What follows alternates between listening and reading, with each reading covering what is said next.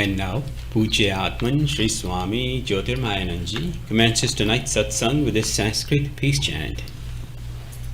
Om Purnamadaha Purnamidam Purnat Purnamudachyate Purnasya Purnamadaya Purnamevavashishyate. Om Shanti Shanti Shanti.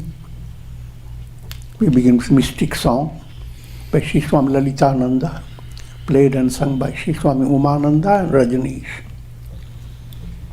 Our song tonight is called Beauty of Om.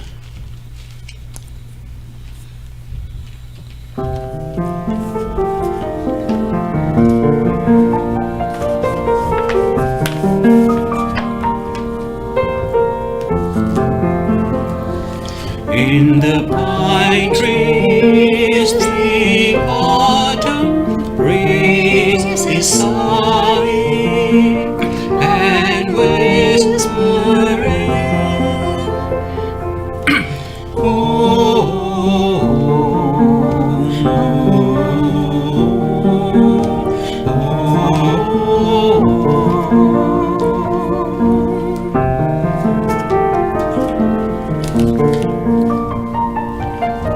when the blue waves come rolling over the white sand, I hear a divine chant of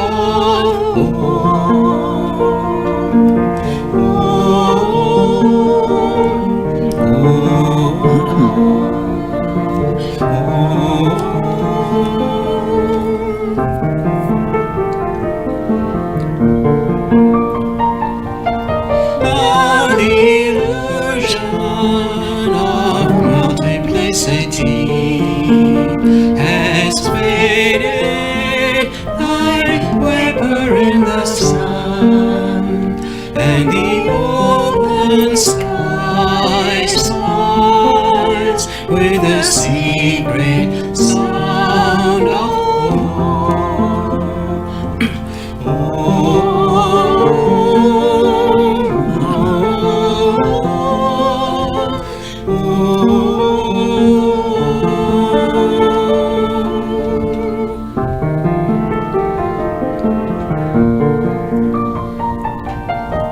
even when the tender birds sing in top-bearing trees, from their gentle throats comes the music of home.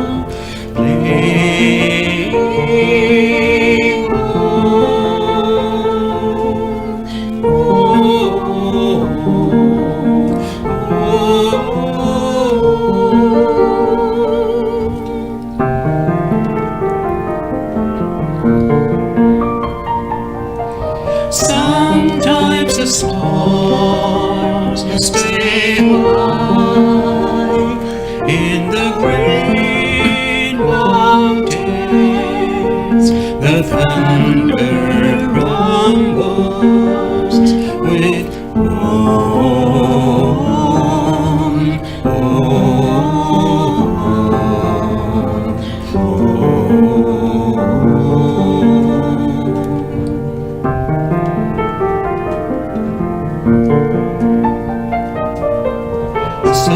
softly, softly, the saffron dawn comes in a heavenly glow. The sea reflects this magnificent sight, and the beauty of home is revealed to me. Oh,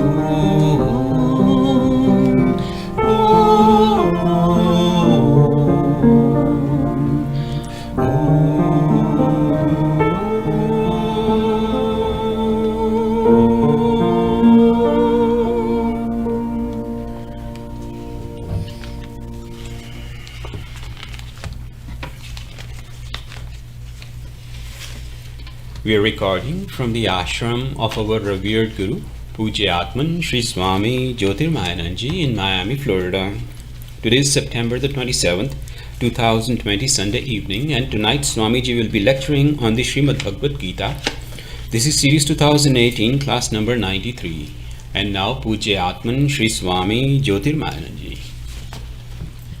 Om Vasudeva Sutam Devam Kansachanuramardanam Devaki Paramanandam Krishnam Vande Jagadgurum. Om. Adorations, Lord Krishna, the preceptor of the universe, destroyer of the forces of darkness, and bestower of immortality. Srimad Bhagavad Gita, in chapter 9, verse number is 16. The chapter is entitled Raja Vidya Rajaguhya Yoga, and it presents the plan of integral yoga, when all the four aspects of yoga enters into your scheme of sadhana. So your action aspect is karma yoga, your feeling aspect is bhakti yoga, the willing aspect, what you should have, the will has to, you shouldn't go in swill. And your profound understanding aspect, buddhi, jnana yoga. When all these four yogas begin to flow like in a melody, now you are in Gita terminology, you are pursuing the path of Raja Vidya, Raja Guhya Yoga. The yoga of royal knowledge and royal secret. So all that is needed in your spiritual path, in your sadhana, they will come automatically, because you are following the Raja's order, your royal path, and you have welcome certificate.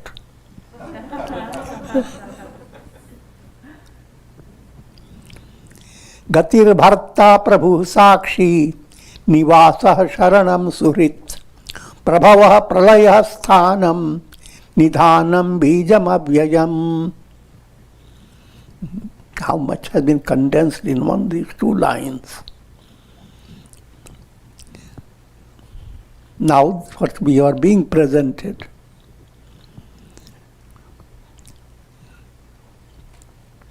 that as you begin to progress in yoga, but already I have defined yoga as integral. You cannot follow one yoga and discard others. If you want success, it will be always integral. So, if you are following that yoga,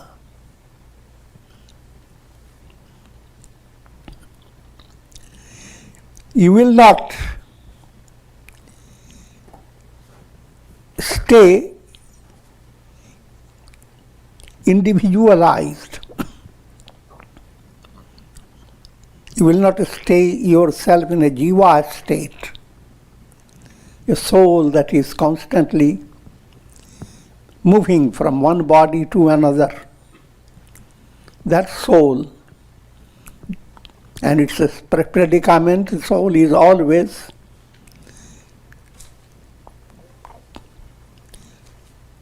gripped by samsara, world process, which is cycle of birth and death. Now your soul will have a different understanding of itself. Soul, put it in a very simple way, it is a very effective practice of Godward vision.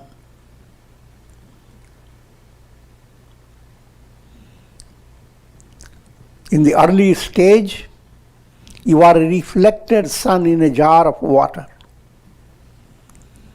and your predicament is shaking along with the water. You don't know what will be exact settlement, because water cannot secure your any settlement. Water is constantly, there will be times a jar will become calm and the mud goes down and the water gets more clear and sun reflects. But how long? The mud begins to shake up. Water shakes up. Then the your reflection aspect, the soul that is reflected self, is constantly shaken. Led by karma, you can change your pots and change your water content. But that is not the goal of life. The goal is the sun, this realizing, allegorically, your gati, where you have to go. You have to go to the realm of the sun, the abode of God. In the beginning, as if you are someone, separate entity, you are going. But try to understand what happens when reflected self becomes enlightened. The sun reflecting in a jar, when water has become purified, the question of its going there to be united doesn't arise. But to a kid, you can explain that way. Now the son is not in misery, he has gone to his dada, his grandfather.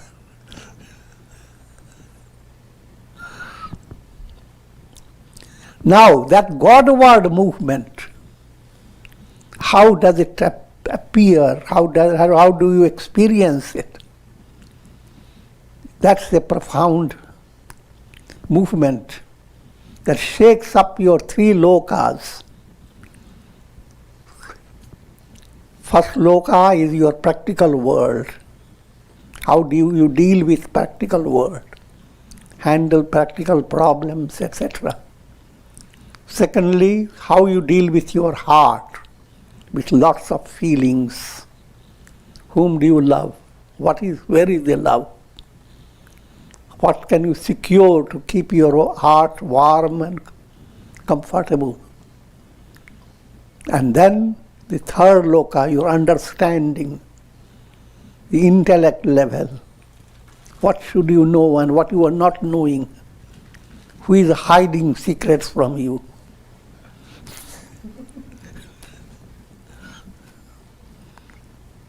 And that's the vast, that's Jnana Yoga. So,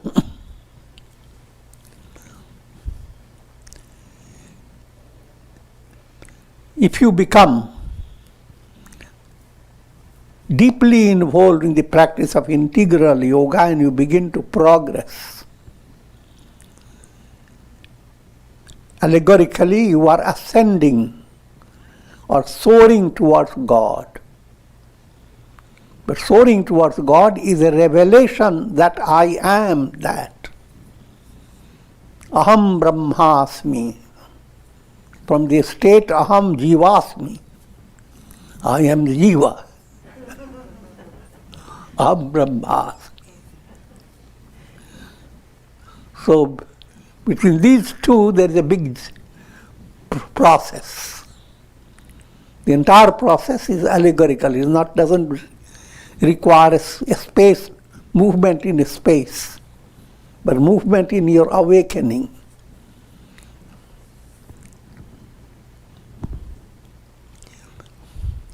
Keeping that in view, Gita presents steps, very profound steps. In first stage, early stage, the world you live in, that world will become a source of inspiration.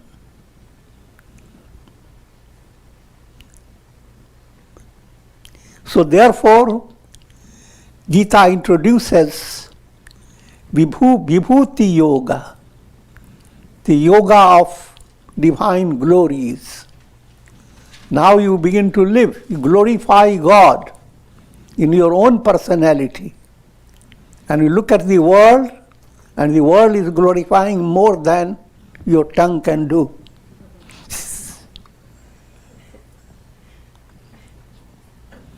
Even a little blossom is bringing out something so amazing. With all the science and technology, you can't just construct something that plants bring out so easily. Who is doing that?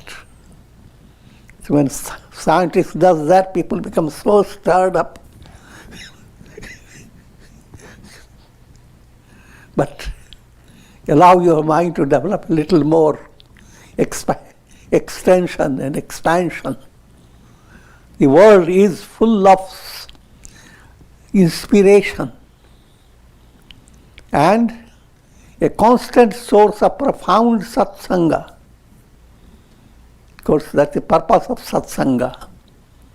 Satsanga enables you. If your satsanga concept remains only going to a satsanga conference, it's limited. But I'm not discouraging. Even the very limited, even the very restricted is a good beginning.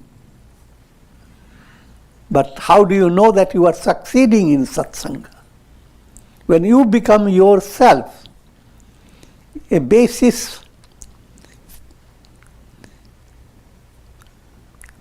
for promoting sanmati in others, if you are successful, you live and conduct yourself such a way that others begin to understand themselves better and come to the right line. Quickly I am saying it has many aspects. Slightest little help you are giving to relieve a person of a distress, that becomes a part of satsanga.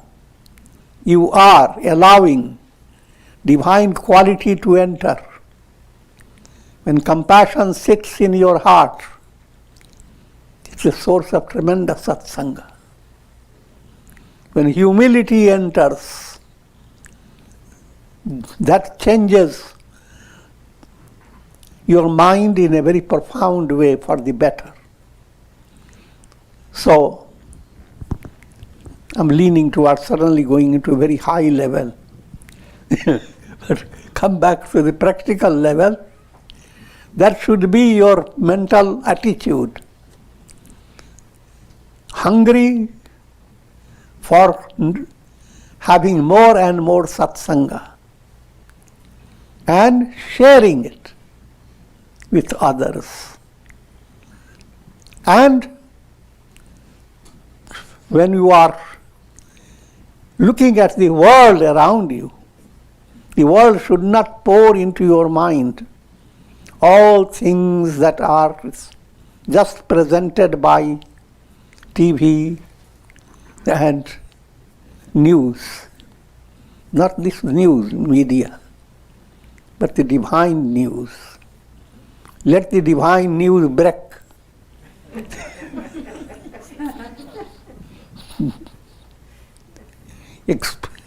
Piercing through the clouds. And that news is, behold the lilies of the field, how do they grow? In the biblical statement. Even Solomon was not arrayed like any one of these. So, implying your mind receives a lot of joy and inspiration, even just by nature, the world around you. And the world is, your whole body itself is related to the world in a profound way. So even in your own body, you are seeing the act of God. And that type of internal movement is a Godward movement. And you have taken now a mighty step when your mind opens up to the vibhutis of God. And then your consciousness comes to another level. You begin to see all the entire universe in one personality. And that's the God. Vishwarupa Darshan. Here, Krishna shows the entire world, past, present, future. All that is in the world, positive, negative, all is one personality, Krishna himself. So now your mind comes to another level, that Virat Darshan. But Virat Darshan paves the way to Aham Brahmasmi. Now we begin to understand that all that vibhutis you saw, glories, and all this gigantic manifestation of the divine as Vishwarup, cosmic form, all that is the glory of I am. And you are the I am. You are not the ego. Therefore, in the Gita, after showing Virat form, Krishna tells Arjuna that you have to gain Jnana Chakshu, spiritual vision, by going to the Guru and following the path, learning about Vedanta and all that. I'm not going through that detail. So keeping that in view, and also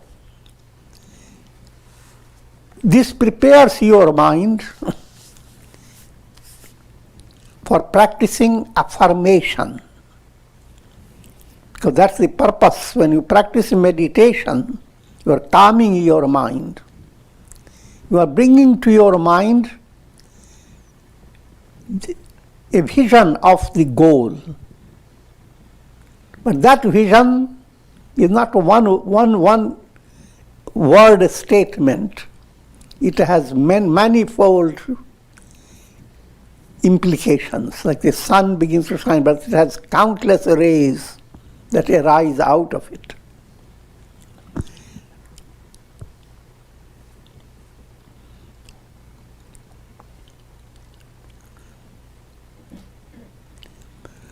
So, coming back to simple way to understand, everything now that you are hearing will help your affirmation that I am meditating on God. Who is God? He is Gati. He is the goal. You have nowhere else you can abide.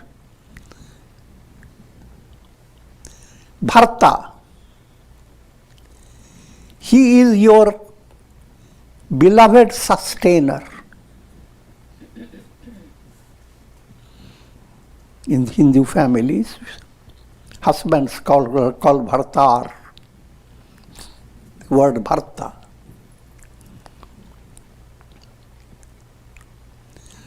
God is the mighty husband. All souls are women.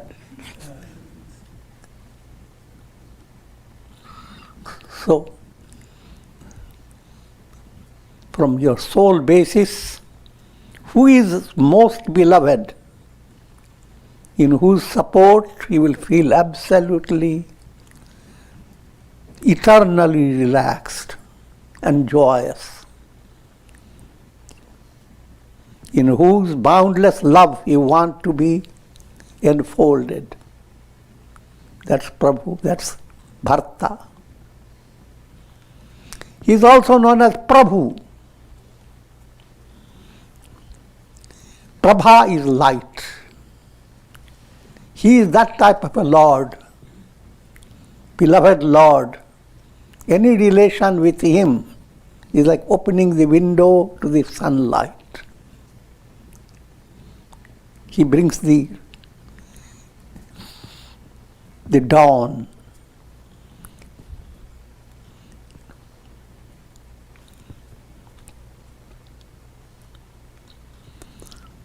And why he does so? Because he is light of lights. You have to figure that out. We have already explained. How do you see the things of the world? Experience it by the light of your senses. But what's the light behind the senses? Mind. What's the light behind your mind? Your intellect. What's the light behind your intellect? Cosmic mind. And what's the light behind cosmic mind? Brahman, the absolute. Light of lights.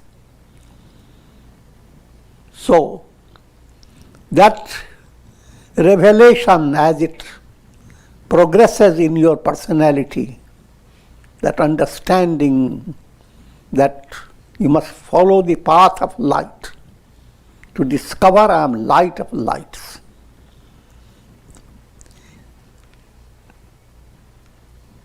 That movement is movement towards Prabhu. He who is light of lights, he is the Prabhu, the Lord, the beloved Master. Literal meaning is Lord, Master, Prabhu. Sakshi, he is a witness. God is constantly, here the term Sakshi has been used just to imply that no matter how you are, there is always a room for stepping back and looking at your problem objectively. Any degree of that quality is called Sakshi. You are becoming a witness.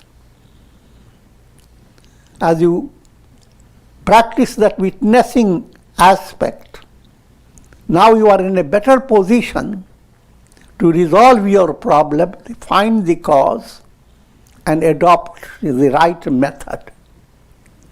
But if you lose your Sakshi Bhavana, then you are already gripped. See, if you are going to save someone who is drowning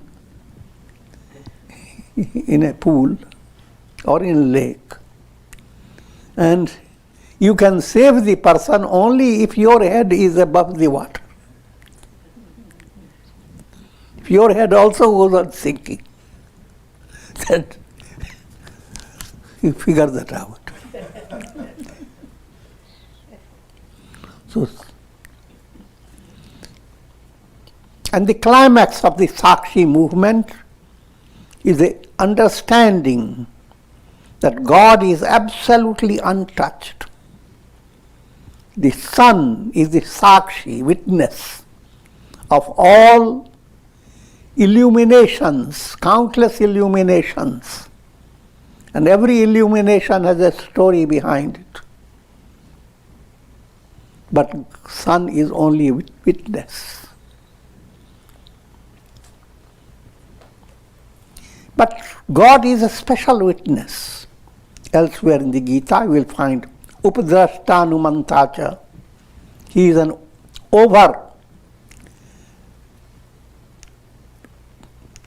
he is guiding over you.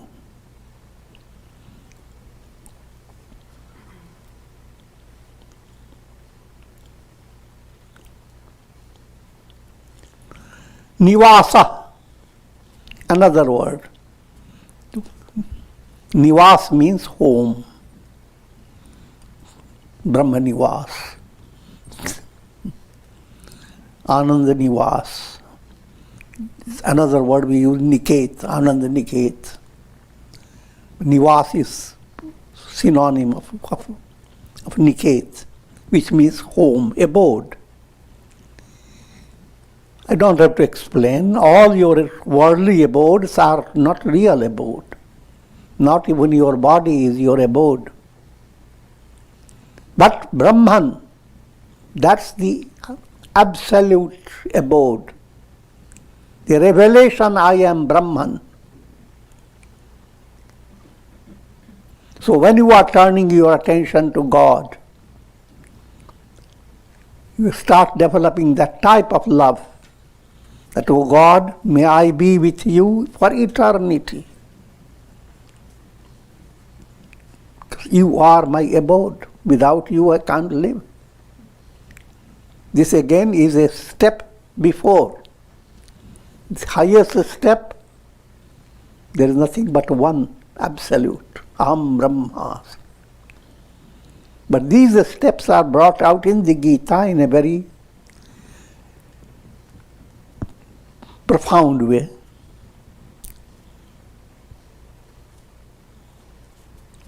Sharanam, another word.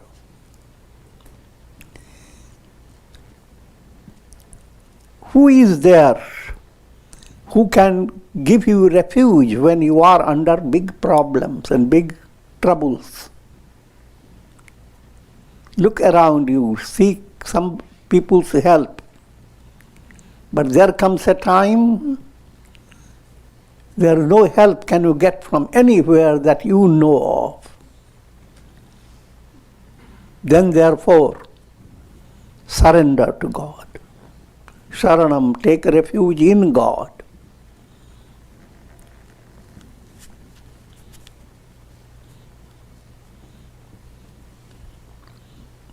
And another point, don't wait until you get tormented by who will help me. I'm joking, but this is what has been brought out in the Mahabharata. How Draupadi feels helpless when she was being insulted and dragged into the royal assembly. She turns to everyone for help until she turns her attention to God. Oh God, now I'm in your hands. So that is illustration of Sharanam, how surrender to God. And surrender again doesn't come in one step. There is progressive steps. And that's the secret behind spiritual success.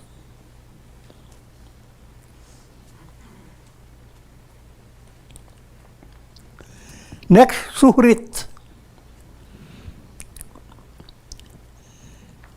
In different forms of relations, very good relations, there is always some expectation. You expect from your friend something. And if your friend does not act the way you want, you ignore. Suhrit is one who will not, in any case, ignore you. It's like a mother will not ignore a baby, no matter whatever way the baby may conduct itself. So that type of loving relation is called suhrit, good-hearted.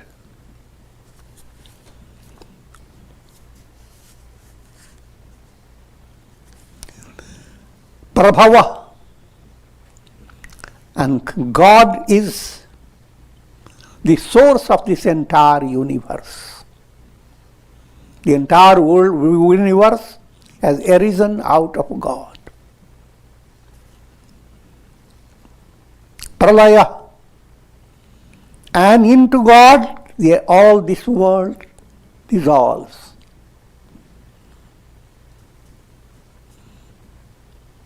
Therefore, things that come and go in the world shouldn't make your mind in a state of distress. They are all, behind all that there is God, who is the cause of dissolution of things. And He is the cause of origination of things. Origination, things coming into the creation, sustaining it and dissolving it.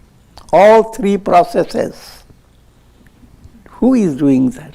God. And if God is the love of your heart, where is the cause for your grief? Try to understand that. But these are very advanced ideals. It is normal where we are living to be dominated by the mind. Mind is limited. So in spite of the fact we hear God is behind everything, mind suddenly cannot become relaxed. It is addicted to a long-range habit of ignoring God's presence, ignoring every source of inspiration, holding on to the grief, to the sorrow, to the misery, and doing dukkha yajna instead of jnana yajna.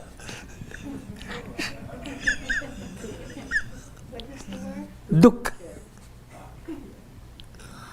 sharing your pain.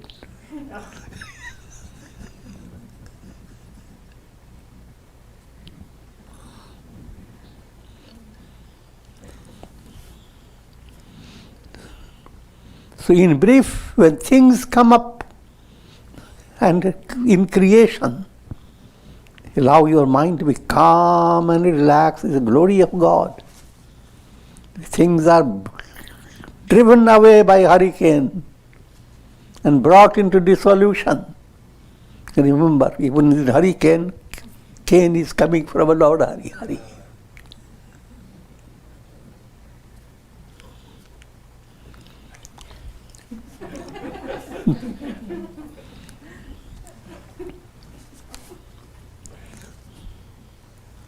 Sthanam. Sthanam is where all that is established, the base of its establishment. In other words, once you are united with God, you become sthita prajna. Now the question of going anywhere, in whichever way, body has to move around, that's one going. Feeling moves around, it's another going. Thoughts move around, there is another type of going. You are never steady. There is always movement. But when you have intuitional revelation, you are exactly in the same spot. I speak allegorically, there is no spot. You are the only reality. All reflected suns have movements, but sun doesn't have any movement. I'm not talking about geography.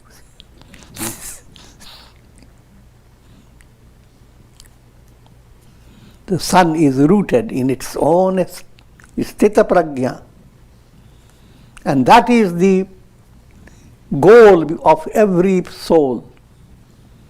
Every soul is a reflected sun, no matter how shaky you are or how messy. The reality is always the sun.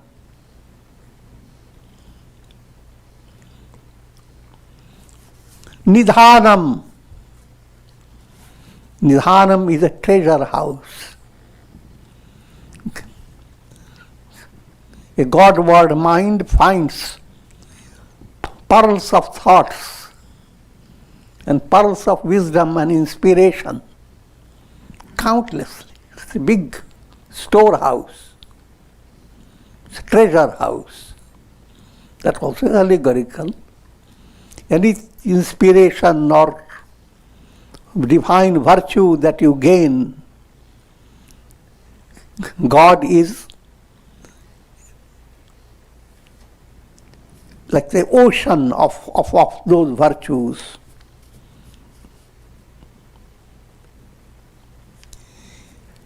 Another word, bijam. God is a seed, not ordinary. It's allegorical. For explaining the glory of God, one of the Upanishad gives the simile. The Guru tells the disciple, bring a seed of the banyan tree. Ask him, what do you see? I see a seed. All right, crush it, break it. He breaks it. It's very hard to break, but it's very thin, small. What do you see? See nothing. And the Guru says, out of that nothing, this big banyan tree comes. Not only one banyan tree. Each banyan tree will bring out countless seeds. And there will be countless banyan trees, all out of this little nothing. If that settles in your mind, and this is the physical proof.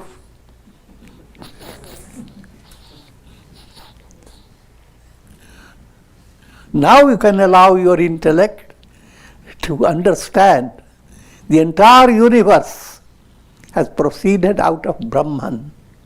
Brahman is the seed. That Brahman is God.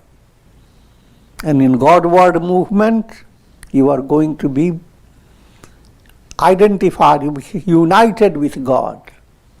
But unite term I have already explained. It's just like a reflected sun uniting with the sun. It's just a revelation. I am that. That's what we call Aham Brahmasmi.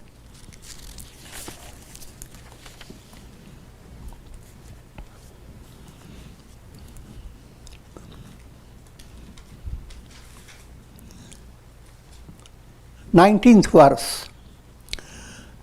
Tapamyahamaham varsham nigrahayam myutsrijami cha amritam chaiva mrityuscha sadatat chaham Arjuna.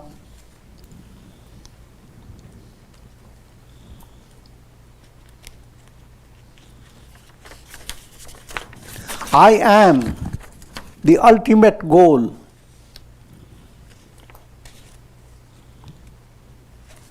Let's see.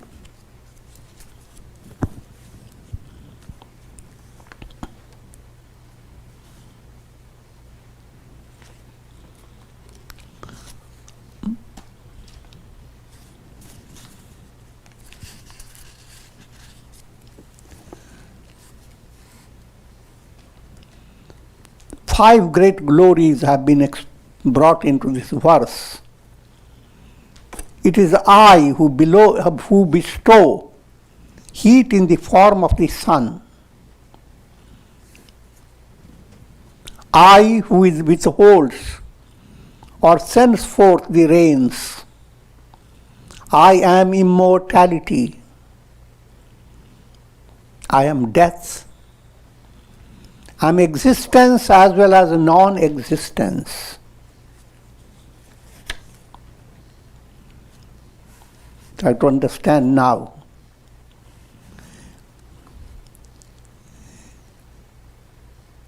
Vibhuti implies to see the divine glory expressing through the entire universe. That type of subtle, sensitive vision develops. So, first point, all the seasons bring different pictures, different set of nature in different ways. But from divine point of view, each expression, in brief, when it's too hot, human mind simply begins to complain, hot, hot, hot. But your mind is like an iPad, and all that you experience is not the reality. Why? Because while it is bad to you, for you as an individual, so much sun that is coming, it does immense good to the earth. All the energy that showers over all things of the world. I will not go into detail, go into scientific study. Similarly, when rain comes, people begin to shout against too much rain, too much rain.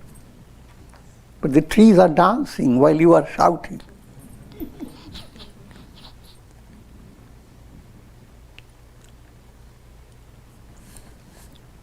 This is brought out in one of the Upanishads as Samvrata.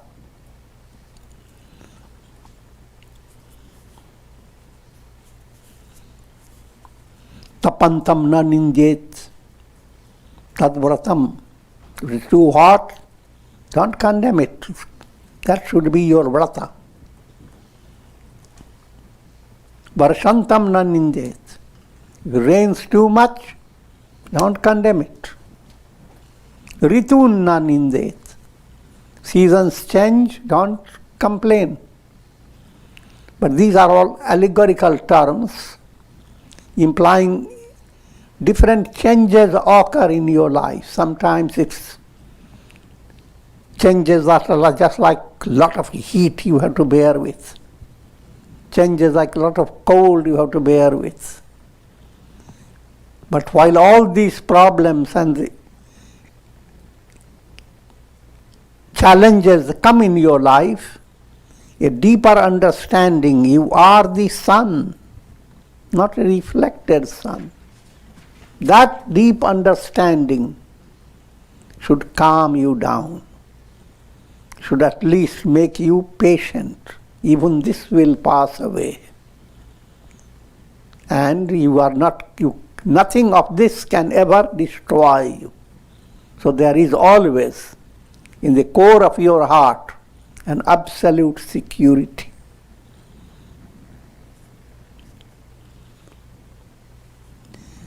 So therefore, if you have that type, amritam chaiva mrityuscha, whenever one encounters or one hears the news of someone's death, it is so painful to the mind. But if your mind is Godward mind, you will be thinking in a totally different way. First point, God will not do anything wrong. Everything that happens in the world is source of that is God.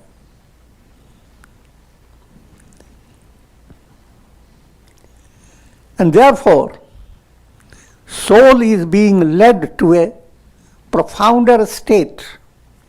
It's a matter of great joy that the soul is going to be given another opportunity. If the soul is enlightened, the soul simply merges within God. If soul has not become enlightened, but has pursued certain sadhana, God will lead the soul to a better state, providing the soul with better opportunity. So, therefore, death is also speaking of the glory of God. And then mind deals with sat and asat. And that also is what you consider sat, truth, that's God. What you consider asat, that also is God.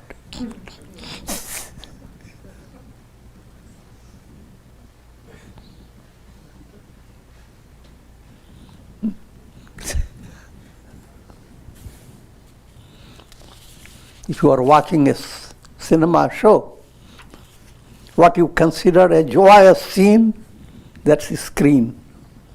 What you consider the most tragic scene, that also is the screen.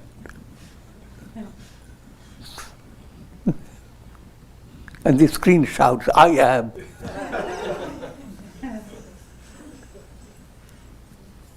I am death. I am eternal life. And so forth. And with this I'm going to conclude for today. Om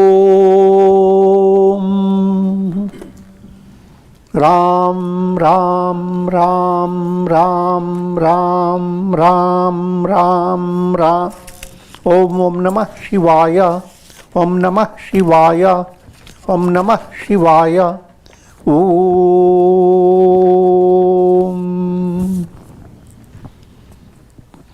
Prayer for shower of Karunamaya Ras, grace of God over all.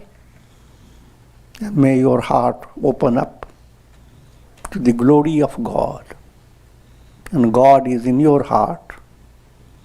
And everything that happens in the world, in your own body, behind all that is God. And behind your own personality, who am I? The I am in you is not the ego. Where is your ego when you go to deep sleep? That is proof that you are not the ego. So that real you must shine and conquer the virus of death. Death is the biggest trouble.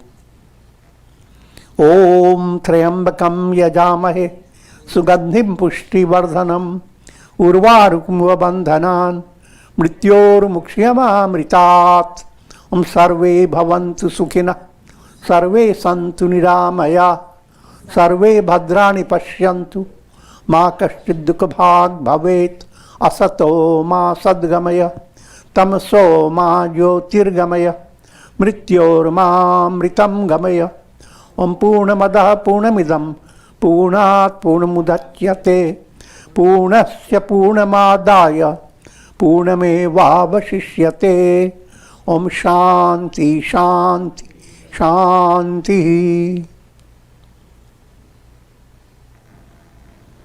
Hari Om Tat Sat.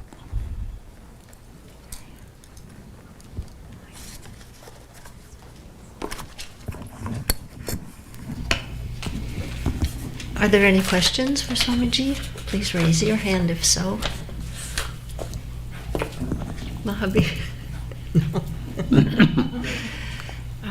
A little birdie told us, actually a birdie in the form of sage Kakabushundi. We have lots of little birdies.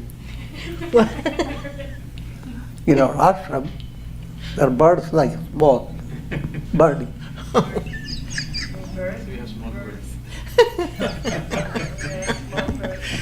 Well, this bird was Kakabushundi, and he informed us that there are some very hard-working graduates who did much self-effort to graduate from Sudarshan's school, and they have Swamiji's blessings to become mighty teachers, not just of physical yoga, but philosophical yoga. Okay, yeah. And we have a little gift for them. Okay. And remember, Mother Worship is coming. Because of the virus, it'll be a simpler Mother Worship, but in Swamiji's We'll be presence... closer to Mother. In Swamiji's presence, no matter how you receive the talks, you'll be snuggled and cuddled up to the Mother. So it'll be a lovely Mother Worship for all. It starts on Friday, October 9th, and concludes 10 days later on October 18th, Sunday. And each of those 10 nights will be at 5:30 p.m. from October 9th to Sunday, October 18th. Remember, during that time, our regular program is not in effect. The Gita, Yoga Vashisha classes, Ramayana, our regular schedule is not in effect because we'll be celebrating Navaratri, Mother Worship. And we conclude for tonight.